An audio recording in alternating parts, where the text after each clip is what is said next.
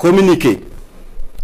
Il y a quelques semaines de cela, les services de renseignement ont intercepté plusieurs communications entre un individu et des chefs terroristes portant sur des détails des positions des forces de défense et de sécurité intérieure, des volontaires pour la défense de la patrie, ainsi que sur les opérations militaires. Après analyse technique approfondie, l'individu est identifié au nom de Bahari Abdraman et se trouve être un officier des forces armées burkinabè. Il est identifié appartenant au bataillon de justice militaire. La recherche d'informations sur lui dans son corps d'appartenance va permettre aux agents de renseignement de découvrir que l'officier est en situation d'absence irrégulière depuis quelques semaines et fait l'objet de procédures pour désertion. La surveillance des communications du lieutenant déserteur Bahari Abdraman va donner des liens supplémentaires qui vont intéresser les services de renseignement, notamment avec un officier des forces armées du nom de Compaoré Joani, un ancien sous-officier de l'armée burkinabè du nom de Zerbo Laoko, un officier en service au centre intégré des opérations du Burkina Faso, le commandant Ouedraogo Frédéric, un officier des forces armées en stage dans un pays européen, mais déserteur depuis un bout de temps et ayant rejoint Abidjan du nom de Kaboré Constantin. Le travail minutieux des services de renseignement va révéler un grand complot en préparation contre notre pays, dont le but ultime est de semer le chaos total en vue de placer le pays sous tutelle d'une organisation internationale à mesure de reprendre le contrôle dans 10 ou 20 ans selon les instigateurs. Des informations sensibles ont été passées aux terroristes en vue d'accentuer les attaques contre les forces combattantes et les civils dans le but de susciter la révolte contre les autorités. Aussi, d'autres stratégies ont été développées pour désorienter les services de renseignement afin de les amener à faire des arrestations massives au sein des forces de défense et de sécurité intérieure et espérer ainsi créer des frustrations et un sentiment de peur.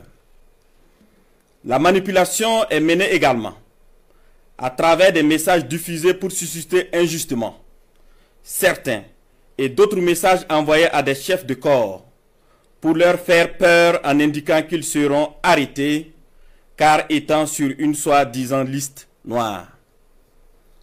Des leaders religieux et coutumiers ont été sollicités pour convaincre certains officiers de s'engager dans cette mission funeste. Ce fut le cas malheureusement du capitaine Ouedraogo René David, en fuite actuellement. Dans le même ordre d'idée, des VDP ont été contactés pour démoraliser leurs camarades et de l'argent leur a été envoyé pour cette basse besogne. Tous ces stratagèmes perfides ont été développés dans le seul but de déstructurer l'armée et semer le chaos. Les services de renseignement ont suivi la manœuvre qui devrait aboutir, selon le plan des comploteurs terroristes, le mercredi 16 avril 2025, à un assaut sur la présidence du Faso par un groupe de soldats recrutés par les ennemis de la nation.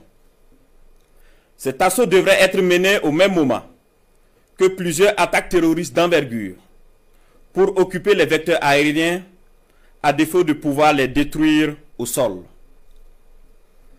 Quelques jours avant la mise en œuvre de ce projet diabolique, des VDP et soldats patriotes se sont présentés dans plusieurs services, notamment au renseignement et à la présidence du Faso, pour dénoncer le coup en préparation.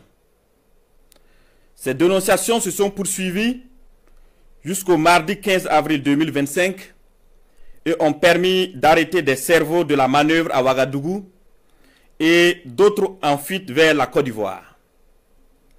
Il faut noter que les cerveaux à l'extérieur du pays sont tous localisés en Côte d'Ivoire, y compris le nommé Bahari Abdraman. Le complot se poursuit activement depuis leur centre des opérations à Abidjan, avec pour objectif de semer le chaos au Burkina Faso avant le mois de juin. Les services de renseignement poursuivent leurs actions de surveillance et tiendront l'opinion nationale au courant de toute évolution de la situation. Plusieurs autres personnes impliquées sont suivies et assumeront les conséquences de leurs actes le moment venu. Nous invitons les populations à rester sereines et vigilantes et à signaler toute activité suspecte. Quant aux vaillantes forces combattantes, nous les encourageons à poursuivre leur mission avec détermination tout en restant vigilantes. La patrie ou la mort, nous vaincrons.